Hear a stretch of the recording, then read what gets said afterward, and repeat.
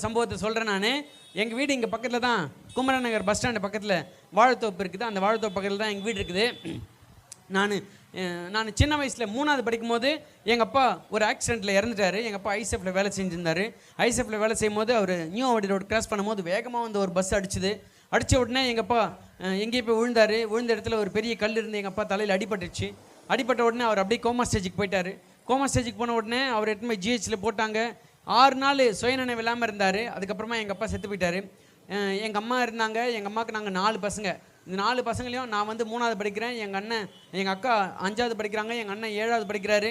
என் தங்கச்சி 1வது படிக்கிறான். அது மாதிரி 4 பேர் நாங்கள் சின்ன சின்ன பிள்ளைங்களாக இருக்கும்போது எங்கள் அப்பா எங்களெல்லாம் விட்டு செத்து போயிட்டார்.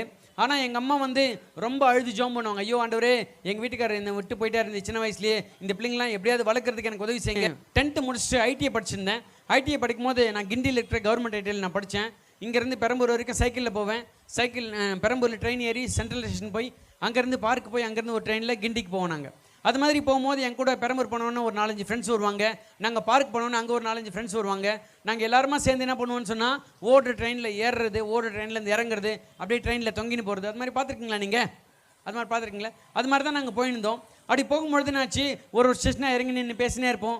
ட்ரெயின் கிளம்பிட்டோன்னு ஓடி போய் நாங்கள் ஏறுவோம். அது மாதிரி பண்ணும்போது நுங்கம்பாக்கம்ன்ற ஸ்டேஷனில் ஒரு நாள் ட்ரெயின் நிற்குது. நாங்கள் எல்லாம் இறங்கி நின்று பேசினே இருக்கிறோம்.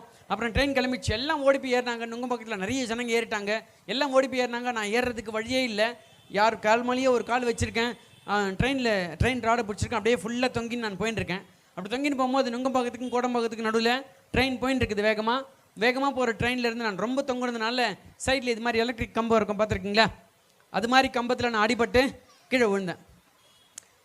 ஓடுற ட்ரெயின்லேருந்து எலக்ட்ரிக் போஸ்ட் அடிபட்டு கீழே விழுந்துங்க. யாராவது உயிரோடு இருந்திருக்காங்களா? கிடையாது. நான் கூட அது போல தான் ஓடுற ட்ரெயின்லேருந்து எலக்ட்ரிக் போஸ்ட் அடிபட்டு கீழே விழுந்து நான் செத்து போயிட்டேன்னு சொல்லி என்ன சொன்னாங்க. எனக்கு தெரியாது அதை பற்றி. அப்போ என் கூட வந்து ஃப்ரெண்ட்ஸ் எல்லாருமே ட்ரெயினோட போயிட்டு இருந்தாங்க. என்னை அங்கே யாருமே பார்க்குறதுக்கு ஆள் இல்லை. தண்டவாளத்தில் நெட்டு போடலாம் டைட் பண்ணுறதுக்காக ஒரு பெரிய ஸ்பேனர் எடுத்துன்னு வருவாங்களே, அது மாதிரி ஆளுங்க அந்த பக்கமாக வராங்க. அந்த பக்கமாக வந்து என்னடா இது ஒரு பாடி கிடைக்குதுன்னு சொல்லிட்டு அந்த பாடி எடுக்கிறாங்க. எடுத்துகிட்டு போய் ஜிஹெச்சில் போட்டாங்க. பாக்கெட்லாம் செக் பண்ணி பார்த்தா ரயில்வே பாஸ் இருந்துச்சு. அந்த ரயில்வே பாஸ் மூலமாக வீட்டுக்கு தகவல் கொடுத்தாங்க, உங்கள் பையன் செத்து போயிட்டான், உங்கள் பையன் பாடி வந்து எடுத்துகிட்டு போங்கன்னு சொல்லிட்டு. அப்போ அது மாதிரி பாடி வாங்குறதுக்காக எங்கள் அம்மா எங்கள் அண்ணன் எல்லோரும் ஹாஸ்பிட்டலுக்கு வந்தாங்க. அந்த ஹாஸ்பிட்டலில் வந்த உடனே எங்கள் அம்மா பயங்கரமாக கதறி அழுது ஜோம் பண்ணுறாங்க. இயேசுவே, எங்கள் வீட்டுக்காரன் இந்த ஹாஸ்பிட்டலில் தான் செத்து போயிருந்தாரு, என் பையன் இந்த ஹாஸ்பிட்டலில் செத்து போயிருக்கானே, எப்படியாவது என் பையனை காப்பாற்றுங்க, என் பையனுக்கு உயிர் கொடுங்க ஆண்டவரேன்னு சொல்லி எங்கள் அம்மா அழுது ஜோம் பண்ணுறாங்க. அப்படி ஜோம் பண்ணும்போது என் பாடி வந்துச்சு. பாடி மேலே கை வச்சு ஜோம் பண்ணுறாங்க. அப்படி ஜோம் பண்ண உடனே என் கை விரல் அசைறதை அவங்க பார்த்தாங்க. கை விரல் அசைறதை பார்த்த உடனே அவங்க டாக்டர் கிட்ட ஓடுறாங்க. டாக்டர், என் பையனுக்கு உயிர் இருக்குது டாக்டர், வாங்க என் பையனை காப்பாற்றுங்க, என் பையன் ட்ரீட்மெண்ட் பண்ணுங்கன்னு சொல்கிறாங்க. டாக்டர் சொல்கிறாங்க, அம்மா உங்கள் வேதனை எங்களுக்கு புரியுதுமா, ஆனால் நாங்கள் எதுவுமே செய்ய முடியாது, ஏன்னா உங்கள் பையன் செத்து போயிட்டாமா அப்படின்னு சொல்கிறாங்க. இல்லை நான் ஜோம் பண்ணேன், இயேசு என் பையனுக்கு உயிர் கொடுத்தாரு, வாங்க என் பையனை காப்பாற்றுங்க, ட்ரீட்மெண்ட் பண்ணுங்கன்னு சொல்லி வலுக்கட்டாயமாக கைப்பிடிச்சி எடுத்துன்னு வந்தாங்க. சரி, உங்கள் ஆறுதலுக்காக நாங்கள் செக் பண்ணி காமிக்கிறோம் பாருங்கன்னு சொல்லி டாக்டருங்க வந்து செக் பண்ணுறாங்க. அப்படி செக் பண்ணும்போது என்னுடைய இதயம் துடிக்கிறத அவங்க பார்த்தாங்க. இவனுக்கு எப்படி உயிர் வந்துச்சு, உடனே இவனை ஸ்கேன் பண்ணுறதுக்கு அனுப்புங்கன்றாங்க. ஸ்கேன் பண்ணி பார்த்தாங்க. இமீடியட் ஆப்ரேஷன் பண்ணோம் அப்படின்னு சொன்னாங்க. டாக்டருங்க ஆப்ரேஷன் பண்ணாங்க. 4 மணி நேரம் ஆப்ரேஷன் நடந்துச்சு.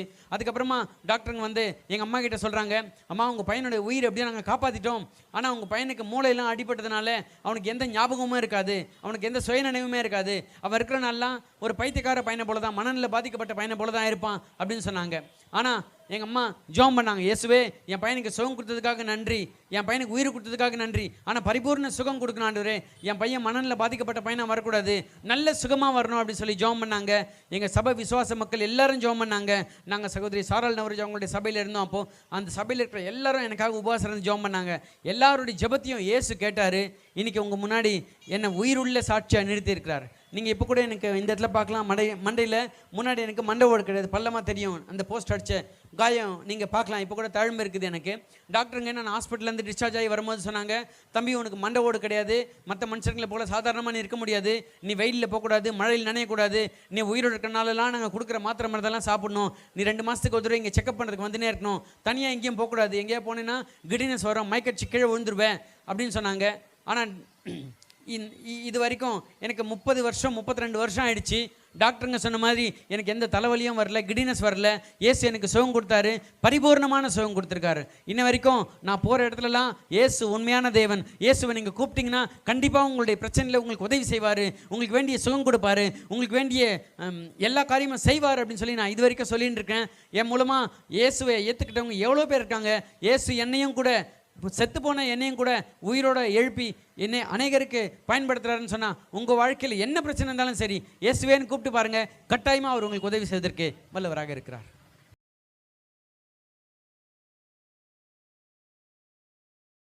என் கையில் ஒரு புக் ஒன்று கொண்டு வந்திருக்கேன், தெரியுதா உங்களுக்கு? என்ன எழுதியிருக்கு? கலரிங் புக்னு எழுதியிருக்கு. Very good. இந்த பக்கம் எதனா எழுதியிருக்கா? இந்த பக்கம் எதுவும் இல்லை, தெரியுதா? இந்த பக்கம் கலரிங் புக்னு இருக்கு, சரியா?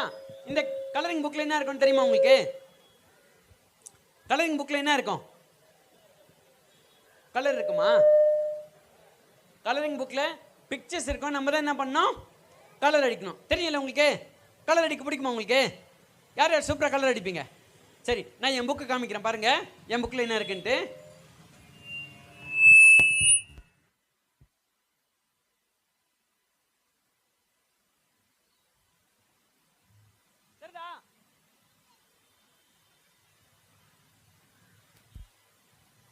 பாத்தீங்களா? Bluetooth mode.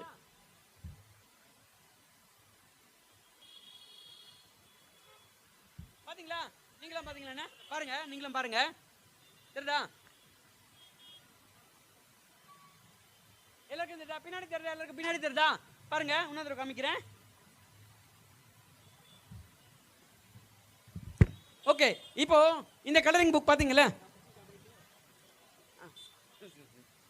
இப்போ இந்த கலரிங் புக்ல நான் சூப்பரா கலர் ரெடி பண்ணேன் அப்படின்னு சொல்ற யாரா இருக்கீங்களா? வா, வடியா வடியா வடியா, சீக்கிரம் வடியா, வா பாப்பா, நீ வரியா? வா வா சீக்கிரம். உன் பேர் என்னம்மா? Priscilla Joy. ஓகே, இந்த கலரிங் புக்ல எனக்கு கலர் அடிக்கிறதுக்காக ஹெல்ப் பண்றதுக்காக பிரிசில்லா ஜாய் வந்திருக்காங்க. கொஞ்சம் ஜோரா கை தட்டுங்களேன் பிரிசில்லாக்கு. பிரிசில்லா, நல்லா கலர் அடிப்பீங்களா? ஓ, கொஞ்சம் அடிப்பேன். தைரியமா சொல்லுங்க, நல்லா கலர் அடிப்பீங்களா?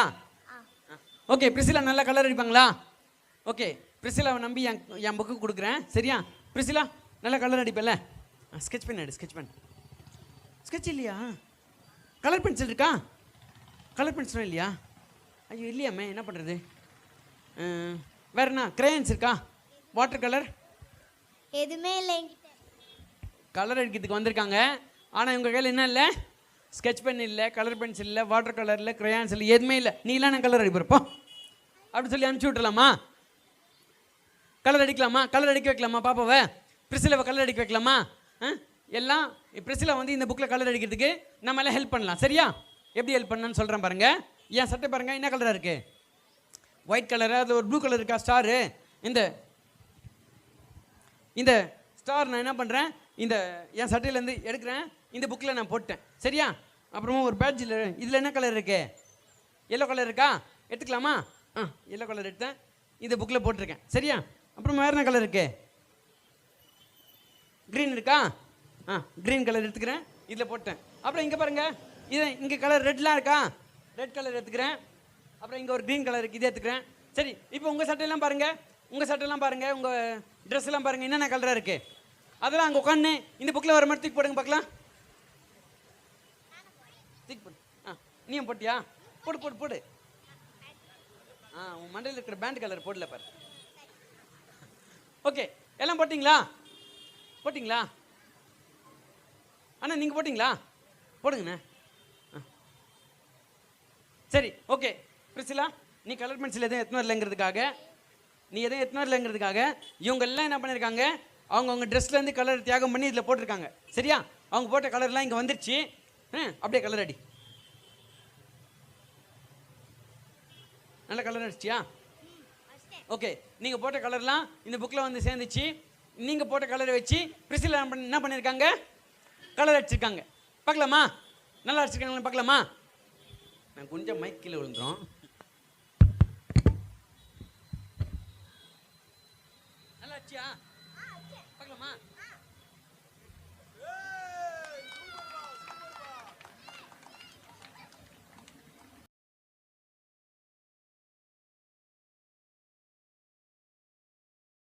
ஒரு காரியம் காமிக்கலாம் அப்படின்னு சொல்லி யோசிக்கிறேன்.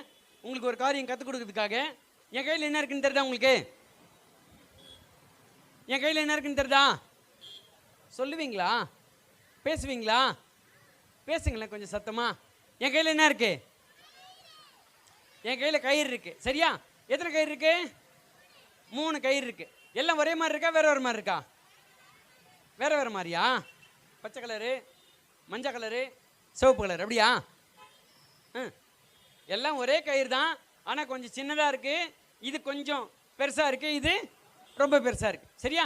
இது எதுக்காக அப்படின்னு சொன்னால், ஒரு சிலர் என்ன சொல்கிறாங்க, நான் வந்து எல்லாரும் என்ன ரொம்ப சீப்பாக நினைக்கிறாங்க, என்னை யாருமே மதிக்கிறது இல்லை, என்னை யாருமே புரிஞ்சுக்கிறது இல்லை, நான் எல்லாத்தோட ரொம்ப தாழ்ந்தவன் அப்படி சொல்லி நினைக்கிறாங்க. சரியா? அப்படிப்பட்டவங்களுக்கு காமிக்கிறதுக்காக நான் ஒரு சின்ன கயிறு வச்சுருக்கேன். சரியா? ஒரு சிலர் என்ன சொல்கிறாங்கனாக்கா, ஒரு சிலர் என்ன எப்படி இருக்காங்கன்னா, என்கிட்ட நிறைய பணம் இருக்குது, என்கிட்ட நான் நல்லா படிப்பேன், என்கிட்ட நல்ல அறிவு இருக்குது, அதனால நான் எல்லாத்தோட ரொம்ப பெஸ்ட்டாக இருப்பேன் அப்படி சொல்லி ஒரு சிலர் யோசிக்கிறாங்க. சரியா? அப்படிப்பட்டவங்களுக்கு காமிக்கிறதுக்காக நான் ஒரு பெரிய கயிறு வச்சுருக்கேன். இது யாருக்காக வச்சுருக்கேன்னு சொன்னேன்? இது யாருக்காக வச்சுருக்கேன்? தன்னைத்தானே ரொம்ப தாழ்வாக நினச்சிக்கிறாங்களே, நான் எதுக்குமே பிரயோஜனம் இல்லை, என்னால் எந்த காரியமும் நடக்காது, நான் எதுவுமே செய்ய தெரியாது அப்படின்னு நினச்சிக்கிறாங்களே, அவங்களுக்காக இந்த கயிறு வச்சுருக்கேன். இதை வந்து நான் தான் ரொம்ப எல்லாத்தோட பிரில்லியன்ட்டு, என்கிட்ட நிறைய பணம் இருக்குது அப்படின்னா சொல்கிறாங்களே, அவங்களுக்காக இதை வச்சுருக்கேன். சரியா? இது ஒரு சிலர் வந்து யார் எப்படி போனால் என்ன, நம்ம உண்டு நம்ம வாழ்க்கை உண்டு அப்படின்னு சொல்லி போகிறாங்களே, மீடியம் சைஸ். சரியா? இந்த மாதிரி ஆட்களை காமிக்கிறதுக்காக நான் இப்படி வச்சுருக்கேன். சரியா? யார் எப்படி இருந்தாலும் சரி, ஒருவேளை நம்மக்கிட்ட பணம் இருக்குதோ அல்லது பணம் இல்லையோ, நம்ம ஏழையாக இருக்கிறோமோ பணக்காராக இருக்கிறோமோ, அல்லது நல்லா படிக்கிறவங்களா இருக்கிறோமோ, நல்ல அறிவுள்ளவங்களா இருக்கிறோமோ, இல்லை ஒன்றும் தெரியாதவங்களா இருக்கிறோமோ, யார் எப்படி இருந்தாலும் சரி, ஒரு சிலர் சின்ன கயிறு போல நிலைமையில் இருக்கலாம், அல்லது ஒரு சிலர் பெரிய கயிறு போல நிலைமையில் இருக்கலாம், அல்லது ஒரு சிலர் எனக்கு எதுவுமே தேவையில்லை, நான் மீடியம் சைஸில் இருக்கேன் அப்படின்னு சொல்கிறவங்களா கூட இருக்கலாம். ஆனால் நம்ம கடவுள்கிட்ட வந்தோம்னு சொன்னாக்கா, நம்ம ஏற்கனவே ஒரு பாட்டு பார்த்தோம்ல, கடவுள் நம்மளை எல்லாரையும் என்ன பண்ணாருன்னு சொன்னால், நம்மளுடைய கண்ணு ரேகையை வச்சு நம்ம பார்த்துக்கலாம், தெரிஞ்சுக்கலாம், கடவுள் நம்மளை விசேஷமாக படைச்சிருக்காருன்னு சொல்லிட்டு. சரியா? அதுபோல் நம்ம யாராக இருந்தாலும் சரி, கடவுள்கிட்ட வந்தோம்னா கடவுள் நம்மளை எப்படி பார்க்குறாரு அப்படி சொல்லி காமிக்கிறதுக்காக நான் என்ன பண்ணியிருக்கேன், கயிறு மடிக்கிறேன். சரியா? ஒரு கயிறு மடிச்சிருக்கேன். எந்த கயிறு மடிச்சிருக்கேன்னு தெரியுதா? சின்ன கயிறு மடிச்சிருக்கேன் பாருங்கள். இரண்டாவது வந்து இந்த மீடியம் சைஸ் கயிறு நான் மடிக்கிறேன். மூணாவது ரொம்ப பெரிய சைஸாக இருக்குது, இந்த கயிறு நான் மடிக்கிறேன். பாருங்கள், இப்போது இது பெருசு, இது மீடியம், இது சின்னது. சரியா? நம்மக்கிட்ட காசு பணம் இல்லாமல் இருக்கலாம், நம்ம ஏழையாக இருக்கலாம், அல்லது பணக்காராக இருக்கலாம், யாராக இருந்தாலும் சரி, நம்ம கடவுள்கிட்ட வரோன்னு சொன்னால் கடவுள் நம்மளை எப்படி பார்க்குறாரு, கடவுள் நம்மளை எப்படி நேசிக்கிறாரு அப்படின்றத காமிக்கிறதுக்காக நான் இந்த கயிறு என்ன பண்ணுறேன்னா இழுக்கிறேன். பாருங்கள், இப்போ நீங்கள் பார்த்தீங்கன்னா கடவுளுடைய பார்வையில் நம்ம எல்லாம் எப்படி இருக்கோம் அப்படி சொல்லி இதில் பார்க்கலாம். எப்படி இருக்குது? சின்னது பெருசாக இருக்கா? இல்லை. பாருங்கள், கடவுள் நம்மளை எல்லாரையும் என்ன பண்ணுறாரு, ஒன்று போல நேசிக்கிறாரு. இது ஒரு கயிறு தெரியுதா உங்களுக்கு? இந்த பாருங்க, இது 2 கயிறு, இது 3 கயிறு. தெரியுதா உங்களுக்கு?